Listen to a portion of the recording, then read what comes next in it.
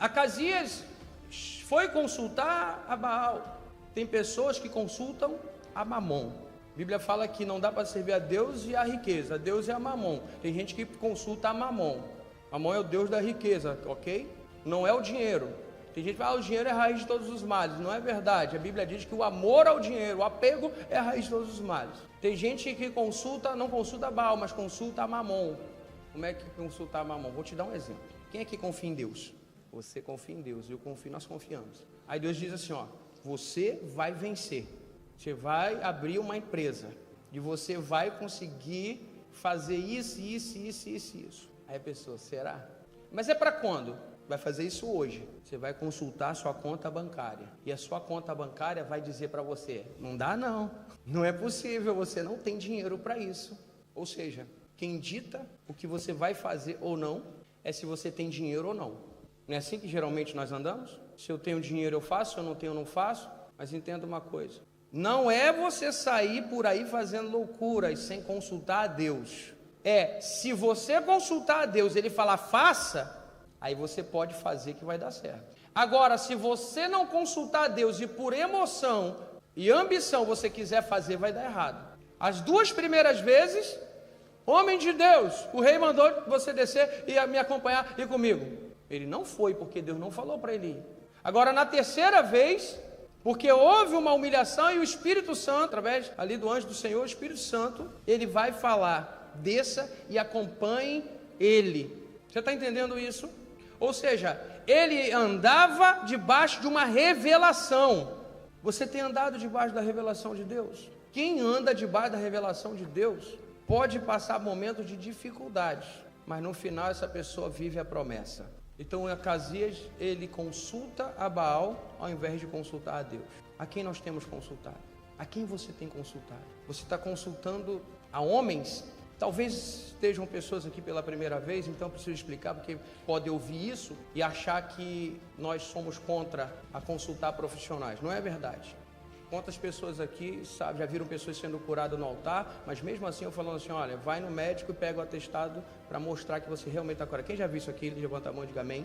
Nós nunca vamos dispensar, mas o que eu vou te falar é o seguinte, buscar em primeiro lugar o reino do céu e sua justiça. Primeiro é Deus, primeiro lugar é Deus. Moisés andou no deserto, direcionado por Deus, mas guiado por um guia contratado. Quem lembra disso? Qual era o nome dele? Obabe, cunhado de Moisés, recebeu uma proposta para guiar Moisés no deserto. E foi nesse dia que eu preguei sobre isso, eu disse, olha, nós temos que buscar profissionais para nos auxiliar. Porém, Moisés, antes de contratar Obabe para guiá-los no deserto, Moisés consultou a Deus. E Deus deu direcionamento sobre Obabe. Então a pergunta é, você vai buscar um arquiteto? Ah, não tem nada a ver com a fé. Vai lá antes de consultar a Deus. Qual é? Porque tem um monte por aí. Quem aqui já teve aborrecimento com o arquiteto alguma vez na vida? Levanta a mão. Tá vendo? Não é fácil. Vou esquecer o arquiteto agora, só teve 3 pessoas. Vamos falar de um aqui que eu tenho certeza que a maioria vai levantar a mão. Quem aqui já teve aborrecimento com mecânico? Tá vendo? Todo mundo. Eletricista. Olha aí. Pedreiro. Vai aumentando. Médico. Quem já passou na mão de um médico que você notou que ele não tinha dom para aquilo? Levanta a mão. Olha aí, a maioria. Então os médicos ganharam dos pedreiros e dos outros. Ou seja, você precisa ir ao médico, você precisa buscar um profissional? Sim, mas o conselho do Senhor é, busque a Deus em primeiro lugar para Ele te direcionar qual é o profissional que vai trabalhar contigo. E aí com certeza você vai ter muito menos aborrecimento, ou quase nenhum. Deus não junta pessoas, Ele une propósitos. Ele vai colocar, vai te apresentar pessoas que têm o mesmo propósito, que vai entender o teu coração. Então por isso que ao invés de buscar conselhos com Baal, como o rei aqui fez, ou até com amigos, em primeiro lugar, tem gente que quando tem um problema, liga logo para o amigo.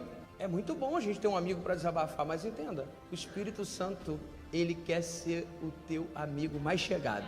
Sabe qual é o problema de você às vezes procurar um amigo no primeiro momento? Você tem que procurar amigo sim, não estou criticando isso não. Mas no primeiro momento, sabe qual é o problema de você procurar um amigo? Porque às vezes você vai ligar, eu já preguei aqui sobre o discípulo extraordinário. Quem lembra disso? O discípulo extraordinário, e o discipulador, o relacionamento. Por quê? O seu melhor amigo, o seu discipulador, ele não é o seu melhor amigo. O seu discipulador, ele quer ver ele vê o seu futuro, ele quer ver o seu melhor. O seu melhor amigo te aceita do jeito que você é. E o seu discipulador, ele quer que você dê o seu melhor para você ser melhor do que aquilo que você é. Ele não aceita você na condição que você está. Ele vai te esforçar para te tirar dessa situação. Então, o problema, muitas vezes, de ligar para o melhor amigo, é que, de repente, teu melhor amigo é uma pessoa ferida. Às vezes, ele é uma pessoa também cheia de trauma, cheia de feridas, cheia de amargura. E aí, dependendo, ele vai se identificar com o seu problema. E aí, ele vai te dar um conselho debaixo daquela emoção negativa. E ele não está fazendo isso por maldade. Ele está tentando te ajudar, mas ele está oferecendo aquilo que ele está sentindo naquele momento. Às vezes aquele problema que você está naquele momento é um problema que ele já passou e não se tratou. Aí ele vai dizer assim, ó, se eu fosse você, saia fora dessa mulher. Você viu que eu fiz com a minha. Ficou falando muito no meu ouvido, eu mandei dar uma volta. Você vai procurar um amigo, e ele é teu amigo, ele vai te dar o que ele tem. Ele vai falar para você fazer o que ele fez. Vai procurar uma amiga, às vezes ela está lá, não sei, do meu marido, ele é assim, assado. Olha, porque pode ter outra aí, hein? Você vigia. Aí já coloca a pulga atrás da orelha. Não só a pulga, bota o carrapato, bota a pulga, bota blende, piolho, tudo atrás da orelha. A pessoa já não dorme mais. Foi conversar com uma amiga, com uma paranoia, agora vem com 5.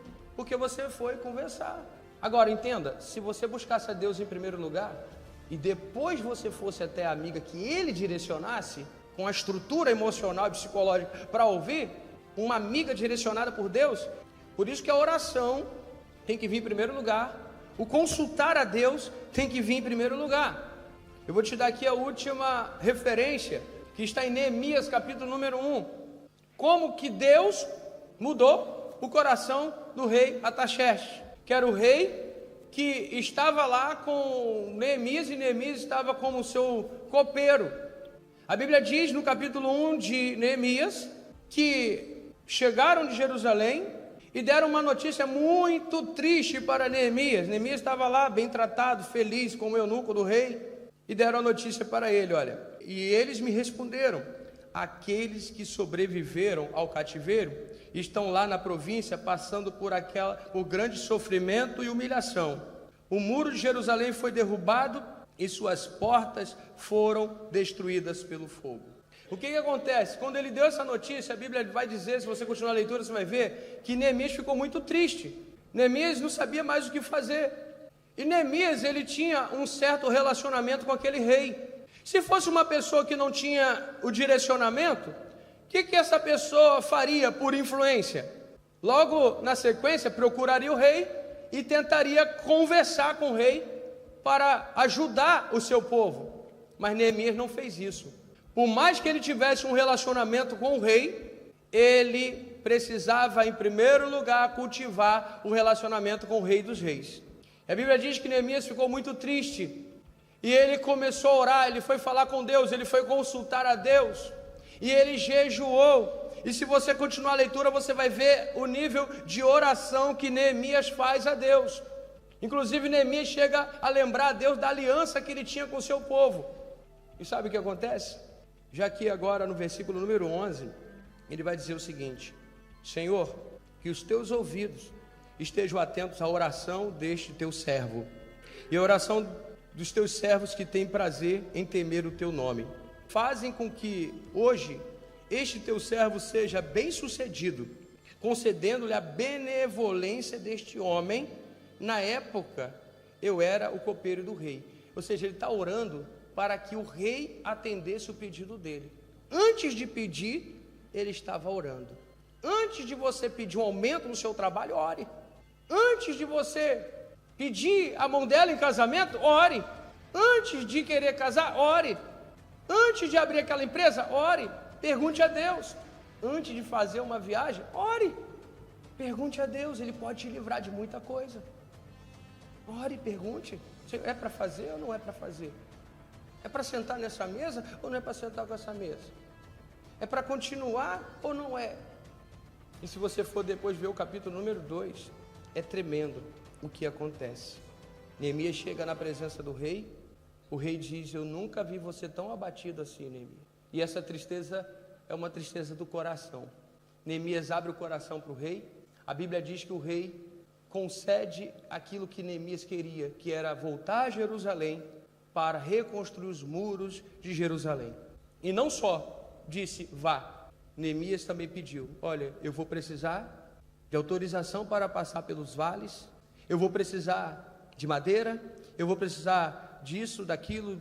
Ele foi falando, ele colocou a lista de material toda que ele precisava.